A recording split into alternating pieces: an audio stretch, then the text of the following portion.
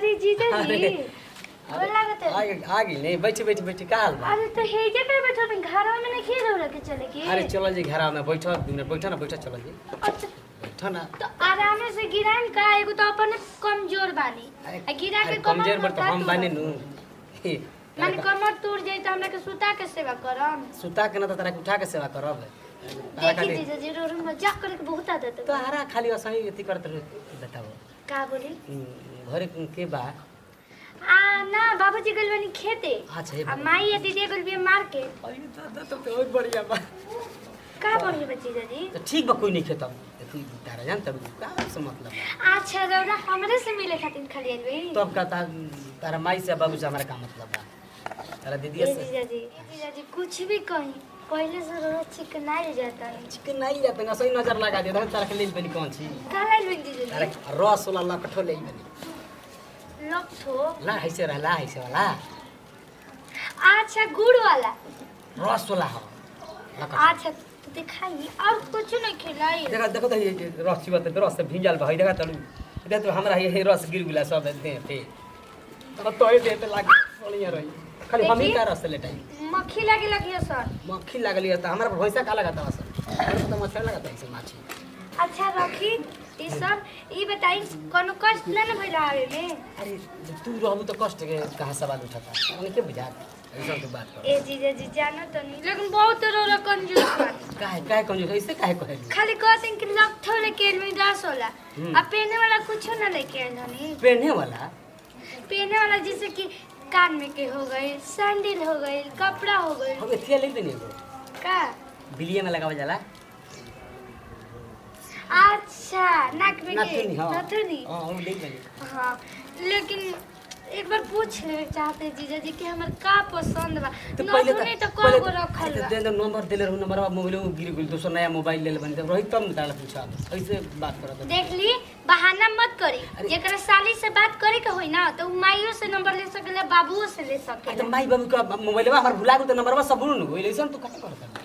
अच्छा चलिए सब छोड़ी अच्छा छोड़ जाए तो एक बात कही कौन अब तार दीदी आ रही तो थाना बढ़िया बतिया के मेरे बात करी तो बढ़िया बोले कि बाजारी चल गई था हमरा के ठीक हो गई एक बात कही लेकिन कुछ भी कहीं दीदिया रही तो देख के बड़ी खुश होई कि बता रही बड़ा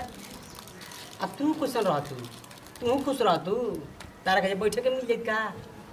तो ओसे तो साइड में तो खड़ा हो सकत है ना जीजा जी एक झलक नजर तो मार सकत है ना नजर मार पसंद ताई कौन है तियो पसंद केवला जानवर के नाम पसंद कइले बड़ रौरो ना जीजा जी मूर्खे रह जाए अरे तो पसंद बेचाता पसंद बेचाला ना ओकर तो कोनिया बंद रहे पसंद वाला रौरो से तो जीजा जी बात करत माथा हैंग कर जाई हमार ऐसा माने कोन पसंद कहते पसंद का कोन नाम धर तू तब न जानती अच्छा ई बिना पसंदे के रौरो पहनबे ई बिना अच्छा लगले पहनले बनी अच्छा लगता ब्यूटीफुल लगता वैसे ही में जैसे कि हमारे पसंद हो गई सैंडल अब पेन हम तो तनी अच्छा लगी सैंडल पहनबे तू हां रोज पहले कइले बड़ी ओके दिन ने बजे देखि पाऊ नहीं तो चुमा दे दी बना देती आज जीता पसंद खाली कइले बड़ी इनके पसंद के चाहिए खाली पसंद के चाहिए तो का कहत घरवा कोई बा रोरा तो बताइए देनी कि बाबूजी गल बन खेते आ माई आ दीदिया गल बिया मार्केट तो जाते भगवान और बढ़िया बा तब चल के घर में तब का करे का कर तारा नहीं के बुझाते तो कर चले गए कहां चले गए घर में चला जाओ ना देखो कोई बाना है पर जाने बड़ा बढ़िया बा कोई बाना है भगवान सही जब भाई तब कोई मत रहो कुछ होता का जीजा जी हमारे को पूछते पड़े चलो ना घर में का करे चलो ना घर में कोई बाना ठीक बड़ी भाई भगवान देखो बड़ा कुछ होता काहे नहीं कुछ चल सकता हमारा देखो हमारा बिहार तक गन नहीं लेता कोई चलो ना का करे पता नहीं तब ना बताई तब ना तारा नहीं के बुझाते हमरा तो कुछ नहीं के बुझात चलो भी ना बुझा चलो ए जीजा जी बड़े डर लागो तरुए जवन कहत है ना थोड़ा बुझाता तो तारा बुझाता तब तारा डर काहे लगता तारा करे जो धक धक करत काहे धक करता अरे तो हमरो तो भक करता चलो देखो बड़ा बढ़िया मौका वैसन देखो कोई बांध फिर लगले आज हम जानू बाकियो आज हम लोग आज हम चलो चलो ना चलो तो जीजा जी लेकिन देखो कुछ गलती तो हम गलत आदमी है तू कहां सोचलू हमेशा गलत करे रही चलो जा दे हमरो बात ठीक के बा चलो ना देर के लिए बुलाते ना चल आज बन जा जीजा तो गलत होइबे करम। चलो चले के तैयार हो बिल्लू जाए कि ना जाइए अकेले कोई बात ना ठीक है बात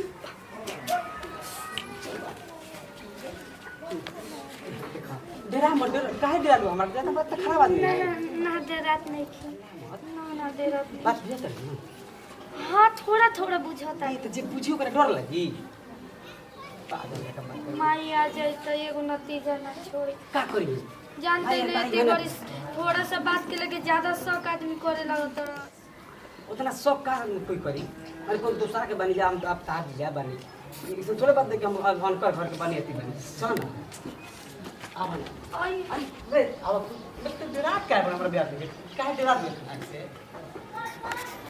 हम ठीक है कहता है वो सही में कोई नहीं ना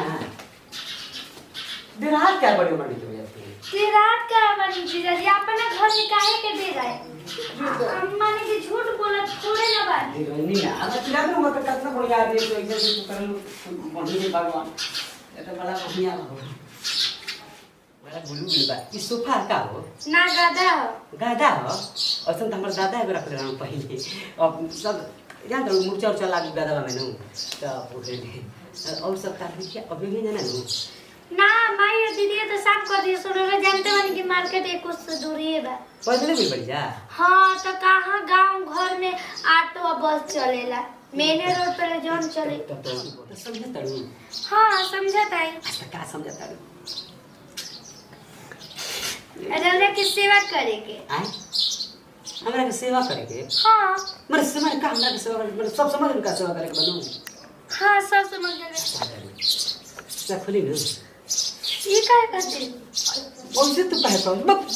अपना बोले तो सब समझते बड़ू तो नहीं कोई जाना हां सब समझता है कुछ खरी न लेकिन ये काय खाते बड़ा बढ़िया सब बात समझ गए न हां सब समझ गए भाई अच्छा तो जाएगा कुत्ता खोल इतना तो टेंशन ना लेनी कि मैंने कुत्ता खोल के टिपी बोल कुछ मैंने परम नहीं क्यों भगवान इतना कर नहीं क्यों भगवान ना देख का ठीक के बात तो का कोई तो भाई भगवान को बढ़िया भाई ज्यादा बड़ा फैसला और पसीना छूटते काहे होने मुंह फरले बड़ी ना मक्खी लागत है संभव मक्खी लगे तारा मक्खी लगाते सन क्या मक्खी लगाते सन ते दीदी अभी ओझा सने पियाई ना ना ये कोई भगवान कर कोई नाले तो बढ़िया ये चीज है लेकिन ये काय खाते पूरा बटन खोलते ऊपर से नीचे तक तो सब समझते बड़ी सब करते थे कहते समझते डेरा मत काहे डराते हो हमारा देखो जब हाथ सब समझ के बैठो बस 10 मिनट बस विशेष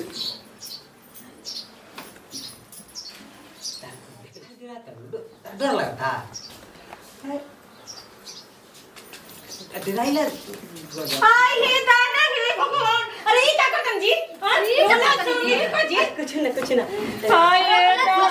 आज माय की खबर लाई की के अरे हम पूछ रहे हैं पूछ अरे भगवान राज माय की फसाओ ली चच्चा जी ये अरे जी अच्छा पूछ तो सुन ना अरे दमाद है की का है जी अच्छा पूछ तो मैंने कुछ कह नहीं तू कुर्ता खोलले बारे पेट खोलत वाली काहे खाती अरे तो कहने कपड़ा खींचे के ये नहीं कपड़ा पीछे खोलत वाली कोनी अरे हम कुछ कह नहीं है तूने को हमरा विश्वास नहीं था होते अरे मैं वो का सोचा तनी बता दे के कोन समझ गेलू समझ हमरा बहिन हो काज ला करत वाली अच्छा पूछा था एक पूछा था पहले आए रे पति अरे ते कोरी के ना छोड़ी अरे अभी और यार गरम करे में तोरा तुमको लाज ना काहे करत नहीं करे हमारे पर लगा दे अपने बहन अपने आटा अपना बहन जा हमर सब बना ये हमरा घर करे छोटा दमाद है की का जानत रही हमारी दासा करवाई आज का कर रही हम कहने कपड़ा खींचे के तने पे कौन है कि दोसर अरे इनका तारा विश्वास नहीं कि हम कोई गलती कर सकता है सिर्फ पेट ना भरला कि दूसरा पे नजर दूसरा का दूसरा है भैया हमर साली ना है हम न मेहरा ननी साली है कि मेहरा साली है कि मेहरा रही तो ये हमर मेरा तो क्या है का कहनी ओकरा साथे का कहनी हो पूछा तो कुछ पूछे तो हम कुछ कहनी हम पूछा तो कहीं ना खाली कपड़ा खींचे कर कपड़ा खींचे कर तू और ये कपड़ा खींचे कर मार अब देखो भाई तब बताओ इहो हम अब मेरे साथ नहीं क्या बोलती अगर दखल होता है कुछ कहनी हम कुछ कहनी हां कुछ अरे अरे माई ये क्या हमारे घर बताई इसका मार के फंसा ले भैया नहीं ना तुमको सब फंस में नहीं तो भूत तो मैंने विश्वास नहीं किया हमारे पे गलती पहले कुछ पूछता था मार विश्वास कर लाई खोला ना मैं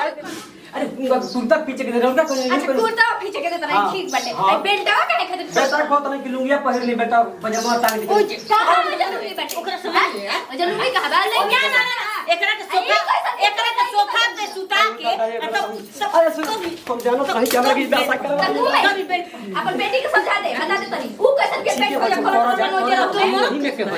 तुम मरत कैसन भाई हमर मरत के उहे फसावत के बता दे बताओ ही अपन लड़की के समझा दे ठीक बानो हमर मरत के पेट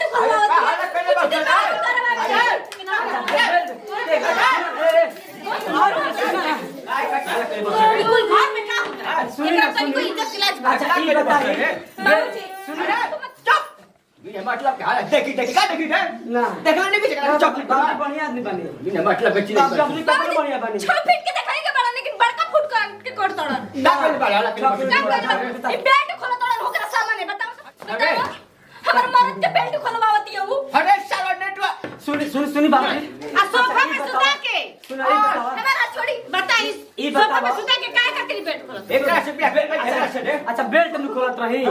तो काहे का तो बेल्ट नहीं खोलनी है कोनो पैंट खोलनी है बताओ देख लो मार हक नहीं कर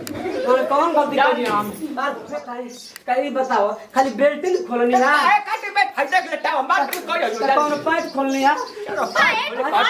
जाना तो नहीं करता सही कर अच्छा ये बाबूजी दिमाग को सबर है हमारे के शौक पे बोला था काजी भाई शौक पे बोला था आ मिठाइया खाता नहीं चिपे चिपे तवन कहां से है तो ससुराल नहीं बट मिठाई लेके नहीं बट घेवड़ा लेके बकाई साली के मिठाई लिया के दे दे साली के मिठाई दे साला के मिठाई दी और ये हमारे खाली खाली अरे सुन ना एक चुलिया में धिका के सेक दी मेरे कौन गलती करे बताई कौन है हमरा खाली गनिया ले बेटा मिठाई में हमरा बहिन के फसावा थोड़ा हम गलती से पहले बाबू ए हित तोरे के रुपया दे के बचा दे साड़ी किन के लिया जौर आदमी एगो ब्लाउज के पीस नहीं के लिया के दे उतरा के बार 1000 रुपया देला साड़ी तो साड़ी ले मैं तो कौन गलती कर लगावटा नहीं कर ले लूं कर हां शारवाई को का बोलता है फुआ तू का करो करा हमरा मन साले मैं घूरते नहीं घटल दी अरे भगवान चुलिया में कोन हम जानती तो ना ही रहती है सब जाना तरा ले बाबूजी सुनो बाबूजी ना हमर को नहीं तो मारो तो मैं भाग में होइए बाबा जाओ देखो आज तोर बहिन के साथ तो नहीं आई काट करे कोनो औरत के साथ काट दाग चला दे दे छोड़ दो हमारे खानदान में सुना हमारे खानदान में सब हमारे मेहरा बाबूजी हो ना मर का हाथ छोड़